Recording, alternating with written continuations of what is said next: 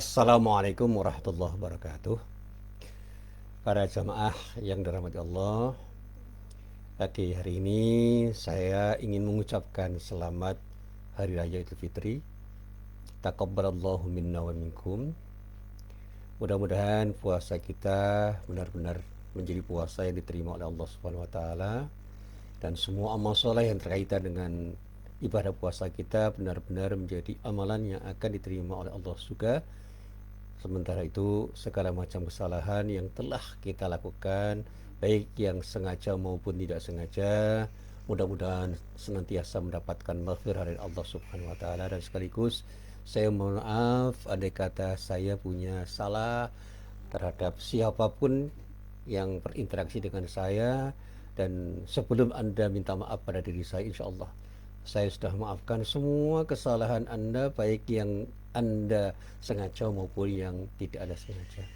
Karena betapapun saling memaafkan itu adalah bagian dari akhlak muslim yang harus menjadi bagian dari cara berpikir kita dan cara berbuat kita di dalam keseharian kita, dan mudah-mudahan dengan cara seperti itu kita akan mendapatkan yang terbaik dari Allah Subhanahu wa taala. Karena betapapun ketakwaan itu harus ditandai oleh sebuah sikap yang antara lain adalah saling memaafkan di antara kita, utamanya sesama muslim yang sesungguhnya mereka adalah bersaudara. Nah, para jamaah yang dirahmati Allah, sekali lagi saya mengatakan bahwa pada hari Raya Idul Fitri ini saya ingin sekali mengucapkan selamat berhari raya dengan hati yang bersih, karena betapapun hati yang bersih itulah yang akan bisa mengantarkan kita kepada amalan-amalan yang terbaik, dan mudah-mudahan dengan amalan-amalan yang terbaik kita akan menjadi orang yang bertakwa. Dan karena ketakwaan itu adalah modal yang terbaik untuk kita, marilah kita senantiasa melakukan tindakan untuk menuju ketakwaan itu. Setelah kita berpuasa Ramadan, bukan berarti kita selesai berpuasa. Jadikan nilai-nilai puasa itu sebagai sesuatu yang akan mengalir menjadi sikap dan perilaku kita, sehingga kita betul-betul menjadi teladan bagi siapapun yang berinteraksi dengan diri kita, sebagaimana Rasulullah SAW yang telah menjadi uswah hasanah bagi semua orang dalam hal apapun. Dan insya Allah dengan beritibak kepada Rasulullah, kita akan bisa menjadi orang yang terbaik sebagaimana beliau telah menjadi orang yang terbaik yang akan menjadi suri tauladan bagi siapapun.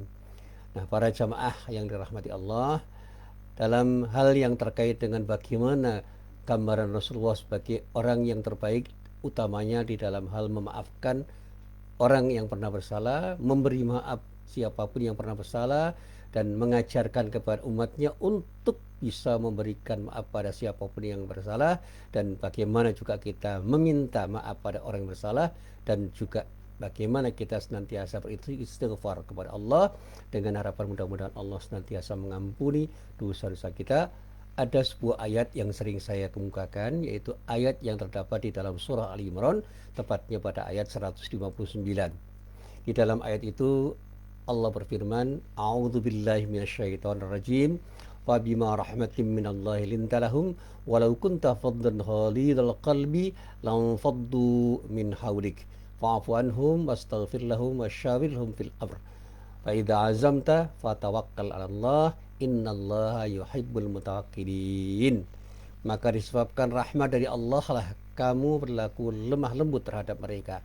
Sekiranya kamu bersikap keras lagi berhati kasar, tentulah mereka menjauhkan diri dari sekelilingmu. Karena itu maafkanlah mereka, mohonkanlah ampun bagi mereka, dan bermusyawarahlah dengan mereka dalam urusan itu.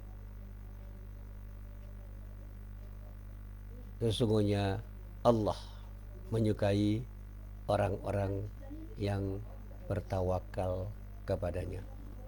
Para jamaah yang dirahmati Allah, ayat ini menurut para ahli tafsir, sebagaimana yang telah saya coba untuk saya pelajari dari beberapa kitab tafsir, diwahyukan berkaitan dengan kekalahan umat Islam dalam perang Uhud.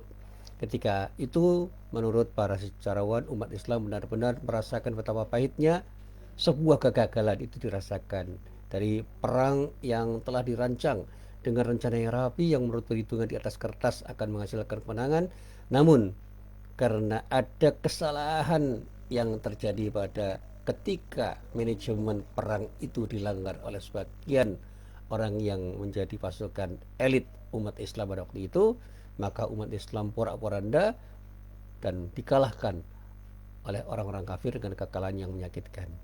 Tetapi dengan kekalahan itu, Rasulullah tidak bersikap pesimis dan bahkan marah karena orang-orang yang dianggap kurang disiplin di dalam mengerjakan sesuatu yang telah direncanakan oleh Rasulullah beserta seluruh orang yang terlibat dalam perang Uhud itu.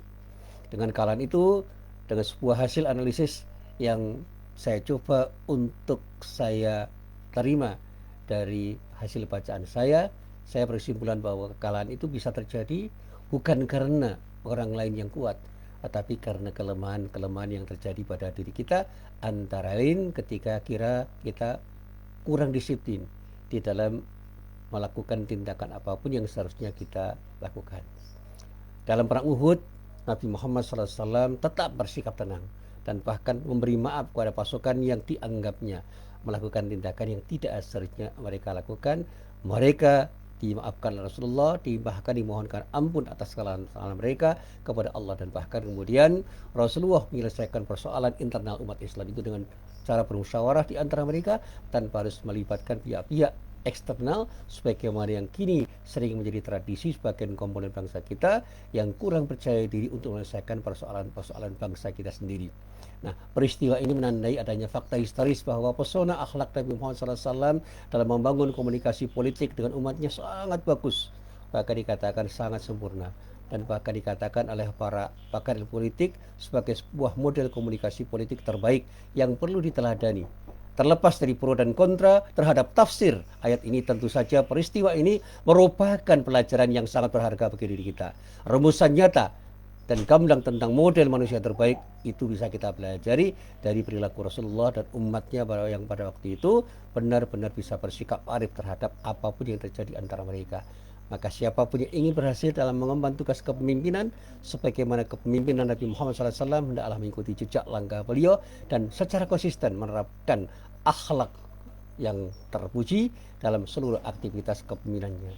Para jamaah yang dirahmati Allah, di antara nilai Islam yang terkait dengan akhlakul karimah yang selayaknya kita tanamkan dalam diri kita masing-masing, dalam ayat Al-Quran ini tersimpul dua nilai yang cukup relevan untuk memecahkan kebutuhan di antara kita, yaitu yang pertama kelembutan, yang kedua kerendahan hatian atau sikap tawadhu. Kelembutan dalam tutur kata, menjaga perasaan dan memperbaiki hubungan antara manusia itu seharusnya menjadi bagian dari cara kita berinteraksi dengan semua orang. Kelembutan yang bermula dari kebersihan hati dan keindahan dalam mengartikulasikan kata dan perbuatan dalam proses komunikasi verbal dan non-verbal itu harus menjadi bagian dari cara kita berbuat. Tapi tentu saja bukan sekadar kelembutan simbolik yang bersubstansi kekerasan, namun kelembutan yang ditandai dengan senyum dan tegur sapa, tuangan kasih sayang tulus tanpa basa-basi yang berlebihan. Di samping itu kita pun memerlukan kerendahan hatian yang merupakan ungkapan hati, ucapan dan tindakan yang bermuara pada upaya untuk mengakrabkan silaturahim antar kita, melunakkan keangkuhan, menumbuhkan kepercayaan dan membakar harmonisan dan mengikis kekakuan komunikasi antara kita. Para jamaah yang dirahmati Allah, bila kita tengok puasa Ramadan kita sebulan yang telah berlalu, sudah selayaknya nilai-nilai puasa Ramadan yang bermetamorfosis menjadi sikap sabar dan syukur bisa menjadi pijakan bagi diri kita untuk mengevaluasi diri kita, membenahi akhlak kita, dan melayakkan diri kita sebagai seorang pemimpin sejati. Kita seharusnya sudah berkemampuan untuk menghindari kesalahan dan kekurangan yang pernah kita lakukan dengan kedewasaan dan bersikap karena kita telah berpuasa dengan puasa yang benar. Sebagai pengikut Rasulullah Nabi Muhammad SAW, marilah kita jadikan diri kita menjadi pribadi yang betul-betul berhati bersih untuk bersikap rendah hati dalam upaya kita untuk memberi maaf pada siapapun, dengan selalu berupaya membangun kemampuan untuk mencintai dan mendapatkan cinta untuk dari siapapun yang berinteraksi dengan diri kita. Dari kita untuk kita, dan pada saatnya kita akan bisa menuai sesuatu yang terbaik karena interaksi kita yang kita tandai dengan sikap lembut dan rendah hati. Ingatlah bahwa Ramadan merupakan salah satu sarana Allah yang Allah berikan kepada kita untuk memperoleh ampunannya. Banyak sekali kelebihan-kelebihan yang Allah berikan kepada hambanya melalui Ramadan ini, sehingga wajar kalau Rasulullah SAW mengekspresikan keutamaannya dengan perkataan, "Lau ya'lamul ibadu ma Ramadana atamannat ummati ayyakuna sanatu kulluha." Apabila umat ini tahu apa yang ada dalam Ramadan, niscaya mereka akan mengharapkan hal itu selama 1 tahun penuh. Hadis ini adalah hadis yang diriwayatkan oleh Imam Al-Baihaqi dari Abu Mas'ud Al-Ghifari radhiyallahu anhu di dalam kitab Syu'abul Iman juz 5 halaman 39, hadisnya hadis nomor 3361. Meskipun ada ulama yang mengatakan hadis ini di persoalan kesahihannya secara sanad, tetapi makna dari hadis ini adalah hadis yang bersesuaian dengan semangat ukhuwah kita, dengan harapan mudah-mudahan kita benar-benar mengamalkan Islam dalam kehidupan kita ketika kita itu benar-benar hidup dalam hidup yang betul-betul menuruti apa yang dituntut oleh Allah, antara dengan sikap lemah lembut dan penuh dengan sikap rendah hati. Insya Allah kita akan menjadi orang yang tidak hanya bermanfaat untuk diri kita sendiri, tetapi juga bisa bermanfaat bagi orang lain, dan mudah-mudahan apapun yang kita amalkan akan mendapatkan ridho dari Allah Subhanahu wa Ta'ala. Akhirnya, para jamaah yang dirahmati Allah, kita berharap semoga Allah yang Maha Agung memberikan kesempatan kepada kita untuk mengecap, menikmati, dan mengambil manfaat Ramadan yang telah berlalu ini dengan kesungguhan kita dalam beribadah dan keikhlasan hati kita untuk beramal soleh, sehingga kita menjadi hamba Allah yang benar-benar ideal seperti yang ditegaskan oleh Allah di dalam Al-Quran surat Al-Fajr mulai ayat 27 sampai ayat 30, di mana pada saat itu Allah berfirman bahwa kita harus menjadi pribadi yang memiliki nafsun mutmainnah, pribadi yang teguh pendirian, pribadi yang bisa menumbuhkan iman di dalam seluruh perilaku, pribadi yang selalu ingin beramal soleh dan sama sekali tidak punya keinginan sama sekali untuk bermaksiat kepada Allah. Inilah apa yang bisa saya sampaikan. Fastabiqul khairat. Assalamualaikum warahmatullahi wabarakatuh.